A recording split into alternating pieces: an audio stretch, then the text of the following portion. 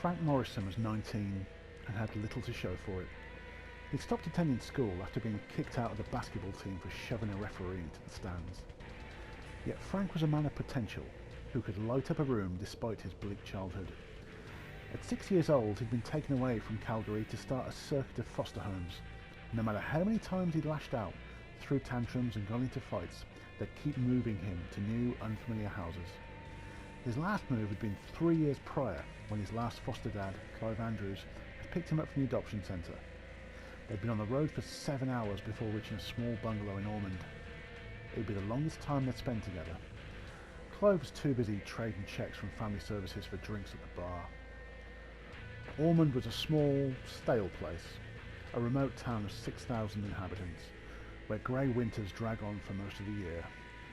Frank did everything he could to get into another adoptive family, but he changed his mind when he caught the attention of a beautiful girl. Julie was a popular girl who was convinced that she deserved better than a life in Ormond, and Frank, as an outsider, was her ticket out. Frank attended the party she threw, where everyone was younger than him and easily impressed, which he liked. He met the impulsive Joey, who liked to show off, and the shy, naive Susie, who was Julie's best friend. They would hang out in an abandoned lodge at Mount Ormond.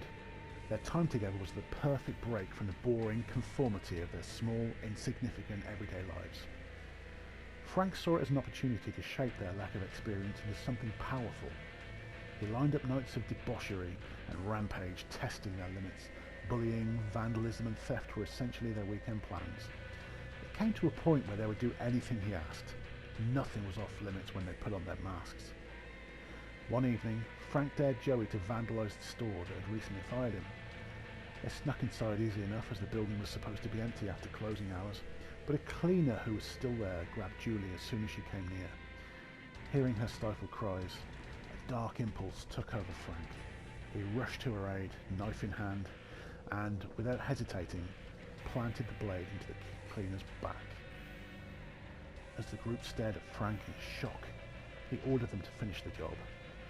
Joey clenched his jaw, grabbed the knife and stabbed the bleeding man in the ribs. Susie didn't want to do it.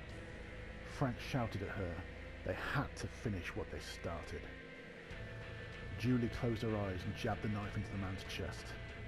She handed the wet blade to Susie. They were all in this together now. Susie stared at Julie in disbelief as Frank grabbed her trembling hands and inserted the knife deep into the man's throat. Frank told them to move fast. They mopped the blood off the floor, stashed the body in the trunk of Joey's car, and drove at Mount Ormond.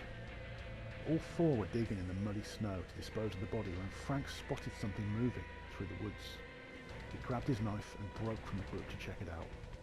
The fog thickened around Frank, becoming so dense that he soon could no longer see ahead. He retraced his steps and stumbled on an ominous trail.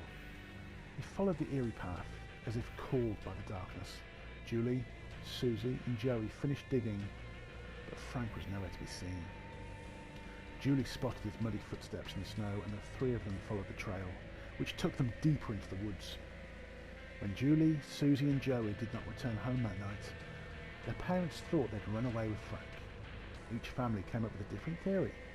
The mood of the town changed, however, when a body was found by an abandoned lodge at Mount Ormond.